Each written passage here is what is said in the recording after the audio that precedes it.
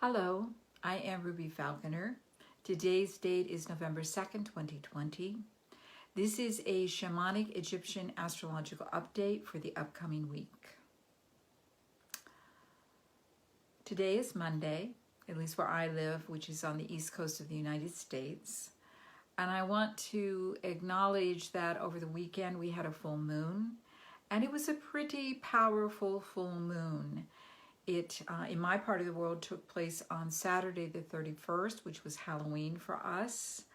The energies of this particular full moon involved Uranus, the Great Awakener, the Shatterer, Wadjet in the Egyptian pantheon, along with Hathor, the ultimate earth goddess. The full moon was in the sign Taurus, and it represented energies coming from the deep subconscious into consciousness. So it was a very primal full moon. It was very shamanic, very intense, very appropriate for Halloween, Samhain, Dia de los Muertos, the Day of the Dead, All Souls Day, however you want to see it, or whatever your culture calls it. It was an appropriate astrological setup to access the underworld energy, which is erupting and coming into consciousness. So that took place this weekend.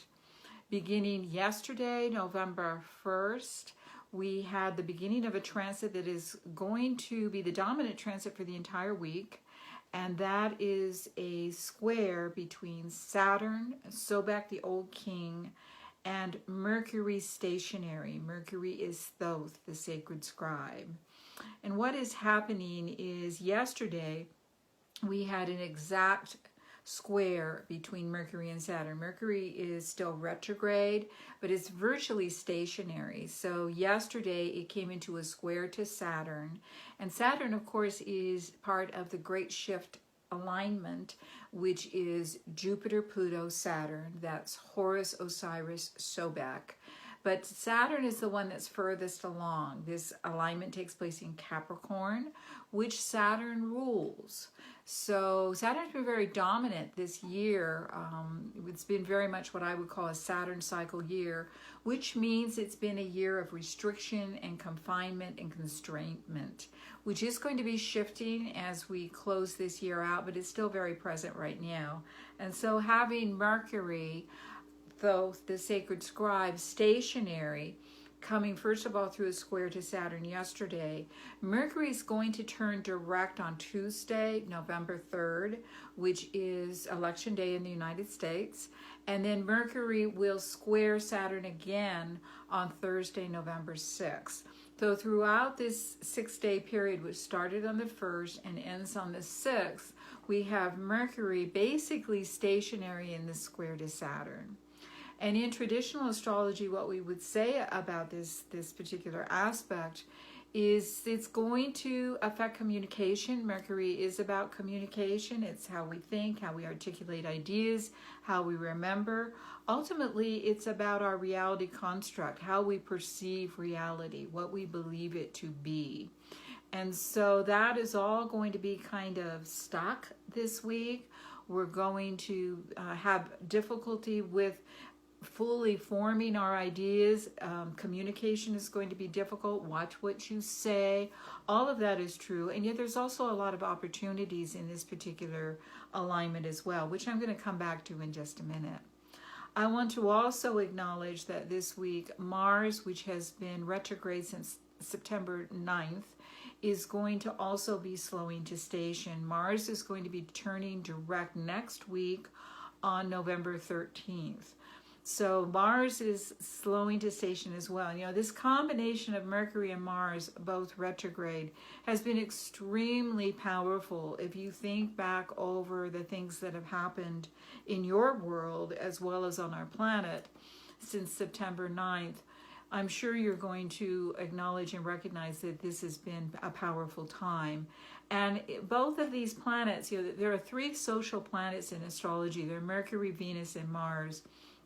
And these are the three planets that have to do with the way that our personalities interact with other people. Mercury is about communication, Venus is about values, what we want to receive, and Mars is the quality of energy that we send out in the world to manifest the things that we want to receive.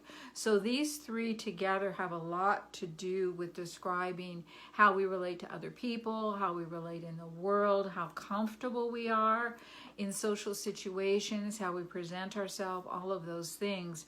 And having two of the three social planets retrograde has meant that it's been difficult to carry on social communications and be in social situations in a familiar way. It's been difficult to manifest things, to get things done, lots of misunderstandings, disagreements, and even to the point of sometimes arguments and even violence. So all of that energy has been very powerful.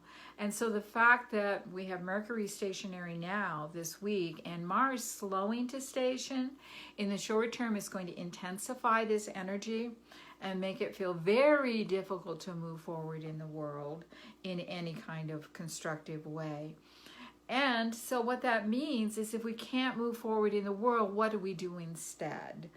It's important to think about this because a lot of people out in the world, they're spinning their wheels and they're getting angrier and angrier. I mean, that's what we humans tend to do. If we can't move forward in the way that we want, if things just aren't working out, if things are blocking us and it doesn't make any sense to us why we're being blocked, then people frequently respond with fear and they also respond with anger. And in the reality, what I love about astrology is it tells us that periodically we are supposed to sort of step back and assess the direction that we're going in. It's time to realign. That's what retrograde's about. Realign, re-examine, revisit, reroute, go in a different direction. When these inner planets, and we have Venus turn retrograde earlier in the year. We had an earlier Mercury retrograde period that was in Cancer, and now we have a Mercury retrograde period that has been in Scorpio, and now for this last period, this last bit of it, Mercury is back in Libra again. So, what it means is Libra's Ma'at in Shamanic Egyptian Astrology. Saturn's in Capricorn, its own sign, that's Kanum. We're really being asked to examine the structure and how we want to create it and to use our minds. This is a time, particularly this week, to go inward, to examine your life, look at what brought you to this point, where you're at. A lot of us are looking at what we believe to be true, examining the truths that have been presented to us in society, but also the truths that we own. This is, again, Mercury's about our reality construct. And what I mean when I say this is, what do we believe to be reality? What matrix are we feeding into? What's true for us? What is our truth? And this is a wonderful time to be examining that, to be going inward and looking at it, and beginning to vision the new reality that we want to create. This is an important thing to do. Not only do we need to have a reality that we're working toward for ourselves, something that we want to manifest for ourselves, but it's also important in terms of the consensus reality that we have as a society, no matter what country we live in, and also as a planet. And consensus reality has a lot to do with shared values and a shared perspective. And particularly in the United States, and I really can only speak to my own country since I'm here in the middle of it and experiencing it, we've had a real dissolution of consensus reality over the last several years. And I'm not saying that this is a bad thing at all. I think our consensus reality was based on falsehood and based on illusion in many areas of our collective life, and it's needed to be dismantled, so it's ultimately a good thing. And that's what this entire year has been about. We've been going through a dismantling process. And the forces that have formed this year from an astrological perspective, they center around the great shift planets, which again is Jupiter, Pluto, and Saturn. And the relationships that these three are forming to one another are going to be coming to completion over the next 2 months. And so as 2020 comes to a close, we're going to be exiting this phase that we've been in since really January. And I really picked up speed in March. So this is going to be completing itself. And we will be moving into a new astrological phase beginning in January. And I'll talk more about that when we get there.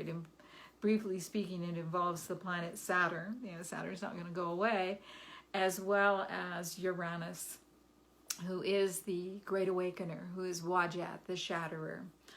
So those energies will come into play next year and will continue on into 2022. And it'll be a very different kind of energy.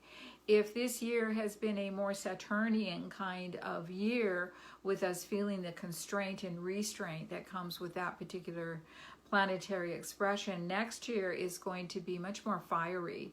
And we'll be feeling much more of the Uranian energy, the Wajat energy next year. So I'll talk about that as we get closer to it. But to come back to where we are right now, we really have an opportunity, particularly in this next 6-day period, or now 5-day period, to be thinking about what we want to create for ourselves.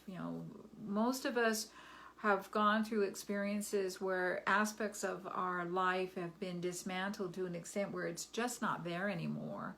And the societies that we live in are going through a collective dismantling as well. That's pretty much happened. There's no going back to whatever normal was. What do we want to create as our new normal? What do we want to create as a new expression of ourselves, and therefore a new consensus reality? Societies cannot operate without some kind of consensus reality. If they don't have that, we have deep divisions and we have chaos. And again, I don't think the fact that we've had our former consensus reality dissolved, I don't think that's bad at all. But I do believe that we're going to have to form something new, and we have to come together around the values that we share, that things that matter to us as a society and ultimately as a planet. What will be Earth values? What are planetary values that everyone on the planet, most everyone, there's always the outliers, but most everyone on our planet agrees that they want to support and use their gifts and talents, whatever they might be, and we all have different gifts and talents, but dedicate them in some way to supporting these shared values. So that's very important, because if we don't have this, we have those divisions, and those divisions can end in the kind of strife that is extremely destructive. And what has happened in the past on our planet, and I think this is really important to recognize, is that when we have reached these points before, and we have reached these points before, what has happened is we've had wars. When the war is won, there's a saying that history is written by the victor. And so what that means then is that there is a perception, a consensus reality that is written by the people who won the war, by the faction that won the war. And the other side, which is frequently a great number of people, the other half, are left out in the cold. And that brews resentment and anger and a sense of disenfranchisement, which will inevitably come up again at the next crisis point. And it would be very nice if, as a culture, a society, and a planet, if we could do it differently this time, so that we do not have to go through the kind of mass destruction, the sort of pain and suffering, and ultimately kind of find ourselves back in the same place again, those experiences that we've had in the past. So what I'm going to offer today is a journey with Saturn and Mercury, also known in the Egyptian pantheon as Sobek, the Old King, and Thoth, the Sacred Scribe. And I'm really going to call them forth in a sort of a different role than the way we've worked with them in the past. Because the way we've worked with them in the past, we've asked them to show us what needs to change, what's not working, what do we want to let go of. And hopefully all of us, or most of us, are pretty clear about that at this point. We've either we're either in process of letting it go, or it's gone. Circumstances have taken it away from us, it dissolved it away, or we understand, as I said, we're in some kind of process to work to release it. And what it is time to do now is to begin to vision what we want. To vision the new life that we want for ourselves, the new creative expression that we want for ourselves, the new reality construct that we want for ourselves, and the type of society and the type of world that we want to live in. So that our energy, our thought processes, our actions can hook up with like-minded people in our country and around the world who share our values, who want the same reality construct that we want. That empowers that particular perception and that creation of reality. Reality is what we all determine it to be. It really is that simple. So we have an opportunity to really fall into that, examine that, and allow a new vision to come forth for ourselves as well as our world. So we're going to use Saturn Sobek in a slightly different form. When people undergo a Saturn transit, and people don't tend to like Saturn transits, and if they have Saturn aspects in their chart, they're not always comfortable with them. I understand this. I was born with Sun conjunct Saturn, a pretty tight conjunction, and I get it. It can be oppressive. It can lead to periods of depression, a tendency to pull in people in situations that are constraining and restricting. So I understand that. It's not always fun. But what Saturn Sobek also does when he's strong in our chart, or when he's strong by transit, is he forces us to look at a particular area that needs attention. And he really doesn't let us look anywhere else. And that's part of the kind of the restriction and the limitation. It's like, oh, I don't want to do this. I want to be over there. I want to be free. I want to, be able to travel. I want to, party. I want to have a good time. I want to, go into concerts, outdoor concerts with bunches of people, or indoor concerts with bunches of people. All of those things that we have just not, by and large, been able to do this here. Saturn, that energy, that restricting energy, is about making us look at what might not be working. And I would imagine that many of you during this time of sort of forced introspection and contemplation have been finding that there are many opportunities in this. There are many ways to, sometimes it takes some patience, because we just have to sort of sit. We can't move until Saturn lets us go, but it allows us to go inward and see what it is that we want to, first of all, let go. But now what we're going to focus on is, what do we want to create? What new thing do we want to bring in? And I want to remind everyone that Mercury, Thoth, in the Egyptian myth, Thoth is the sacred scribe. He is the creator of language, of writing, the hieroglyphs, and he's also the creator of time. And there's a energy around that. Language and time are interconnected in terms of, together they create, have a lot to do with the creation of our reality construct. So we're going to invite him in as the sacred scribe, who's going to be scribing down what it is that we realize. And one of the things I really want to encourage everyone to do, if you are so inclined, is after this little meditation is over, that you do some journaling. And if you don't like to write, then record something. Repeat back what you've experienced, because it's important to remember whatever it is that you're experiencing, because you want to make a commitment to it. You're being shown what's yours to create, and you need to remember it. And plus, there's a wonderful benefit that comes from journaling, whether it's speaking, spoken word or written word, is it keeps the energy moving. It keeps it happening. So I want to invite everyone to get comfortable. If you're sitting up, put your feet flat on the floor. If you are lying down, just get your body comfortable and take a couple of nice deep breaths. Fill those lungs up. Exhale fully. Keep doing this. Few nice deep breaths. Exhale fully. Just do this for a little bit. Slow breaths. If you've done breath work, this is not the intense breath of breath work. These are nice, even breaths.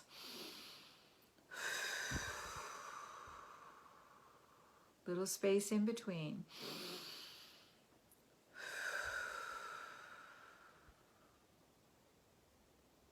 And I think you'll find as you do this nice, even breaths, these deep breathing, you start to feel yourself beginning to journey. Letting go of distractions. Allowing yourself to drop deep into your awareness.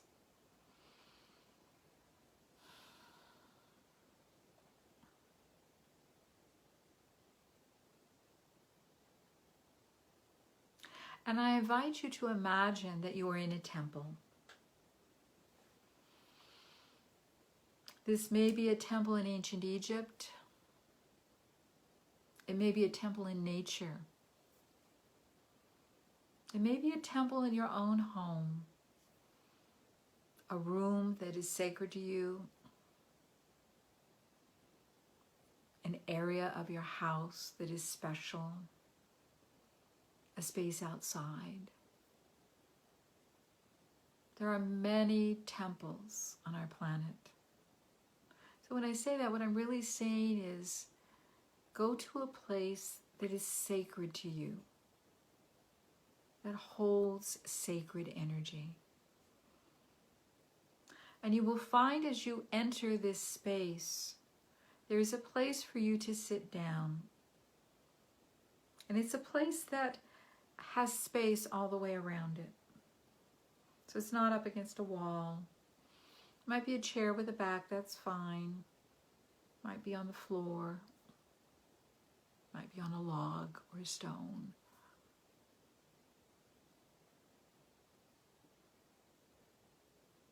But it's a place where you can sit. And as you do, you realize that you are joined by two beings. This is Sobek, the old king. In Egyptian myth, he is often portrayed as a man with the head of a crocodile. He can also be portrayed as an old man. He is the old king. Or he might come in some other form to you. Trust what comes. It is being given to you. And because it is yours, it is truth. It is right.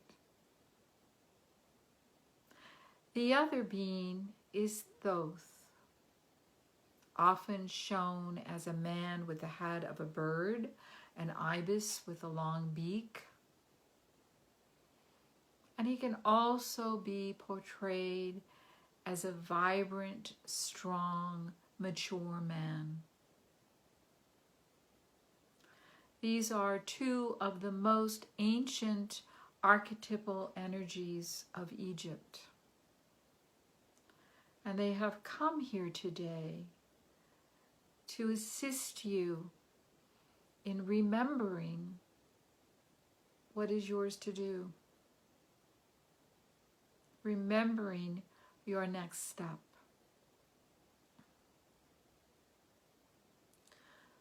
With your permission, Sobek stands behind you, and he places his hands, his palms, on your temples, on either side of your head. And he exerts a little pressure. Not too much, it doesn't hurt. But you are aware of his hands on either side of your head. And the effect of this is to focus your vision, You can feel it. You can feel it coming into a beacon, a light, an energy that goes directly ahead of you and emanates out of your third eye. So he is focusing your energy.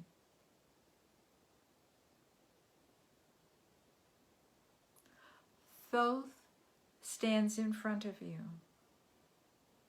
and you see that he has in his hand a book, and the book is open. And in his other hand, he has a writing instrument. And he is going to write your vision in his book.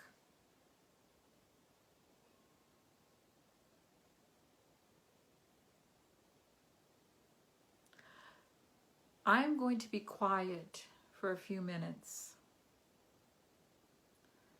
And during this time, I invite you to feel the pressure of Sobek's hands on your temples, activating your third eye. And allow yourself to move forward into the vision. And vision what it is that you want for yourself. What it is that when this is eased up, when this energy has dissipated, which it will by the end of this year, what it is you will be ready to move toward. What it is that you want to manifest for yourself.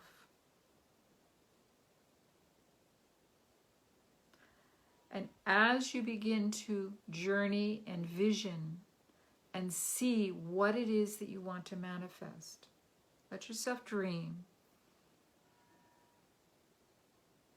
You will be aware that Thoth has begun to write. For he is taking down your vision. He's putting it in language, in words. He's creating a new construct reality. Nice deep breath. Begin your journey.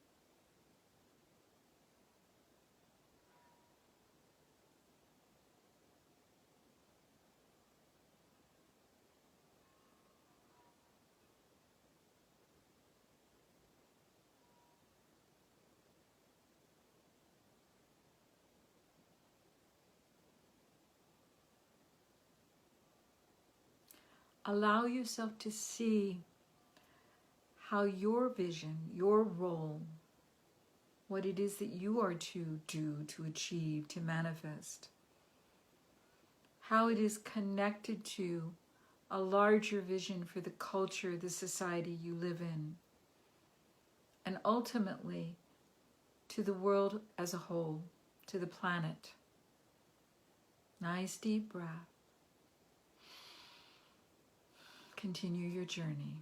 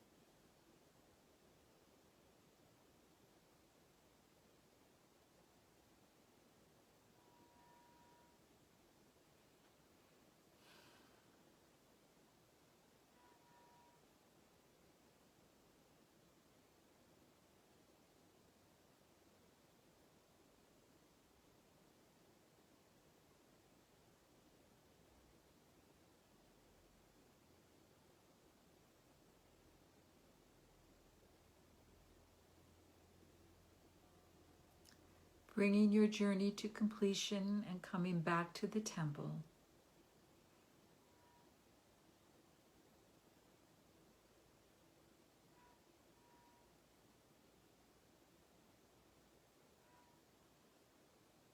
Sobek very gently removes his palms from your temples.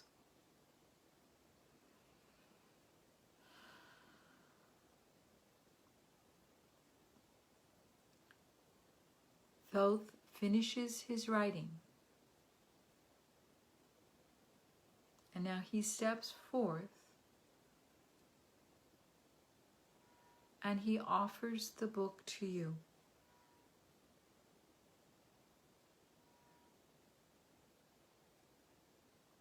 It is a gift, so you will remember who you are and why you are here.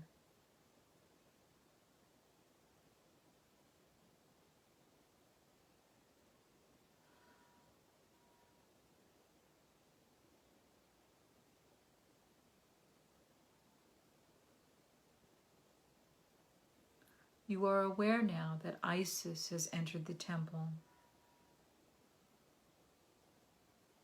She comes up behind you. She wraps her rainbow wings around you, and she pulls you close to her. You are still holding your book. She pulls your book close to your heart. Rest in her arms, feeling her wings holding you, those beautiful rainbow-colored wings. Allowing her to integrate this powerful transformation you are undergoing.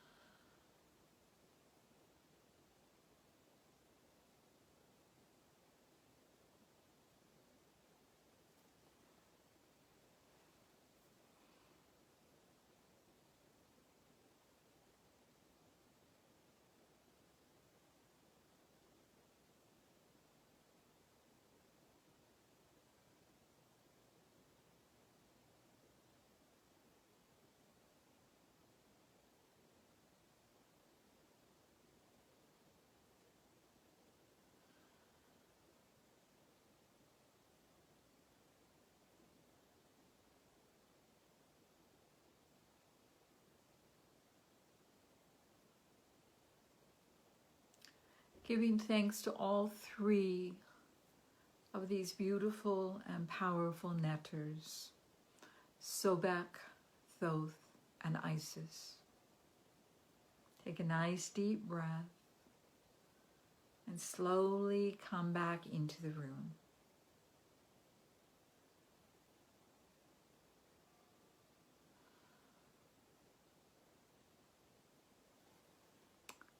Thank you. We will talk again.